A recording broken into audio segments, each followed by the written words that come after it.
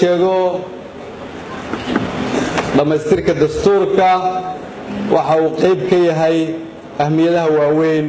ee hor yaalla haddii aan nahay shacabka Soomaaliyeed haddii aan nahay kuwa ammaanada haya iyo kuwa ammaanada loo dhiibtay waxaan rabaa inaan idin sheego marka lafdhabarka shaqada dawladda uu hogaamiyo madaxweyne Farmaajo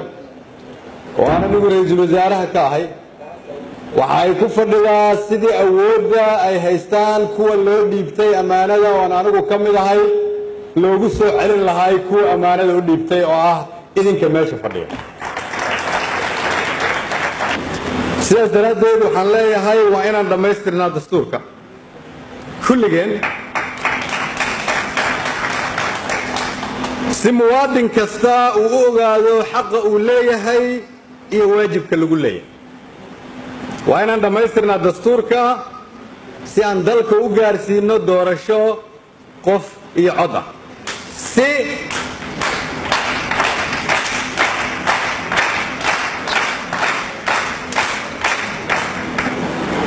وأنا دمسنا دستور كسيان دلك وقارسينا دورشو قفي عضأة تاسو معناه دوتاي إن شعب كصومالية ذي عضيان عدة أي ربان إن أي مدح نقطة إن عد الله حساب تم يصير مستقبل كمدح الصومالية أي تاي شعب كصومالية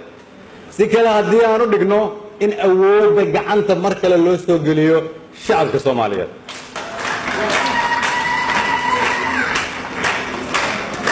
دستور كوالا دميسترا سيحي لها الدولة أي وكلا قاحناتو شغوين كي الليهين وانا يسقو خلطمين دستور كوالا دميسترا سيانو أوغنو سرين تشرعية دستور كوالا دميسترا سيانو أدكينو مدني ماذا يودا جيركا ومدى صومالية دستور كوالا دميسترا سيوكلا عداتو أولها حكومة إيه لبدا أقل تصالحا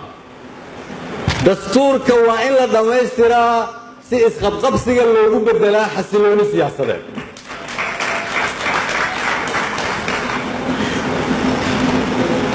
دستورك وإن لا دميسترا سي لو كبعية دغالها دلك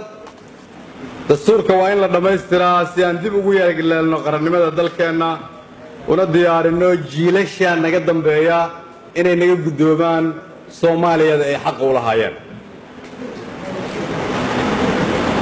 waxaan halkan markaa ka cadeynayaa xukuumadaydu waxay ku ballan qaaday inaan bixin doono $3 milyan oo loogu talagalay dastuurka waxaan hortiina ka ballan qaadayaa inaan bixin doono si loogu dhameystiro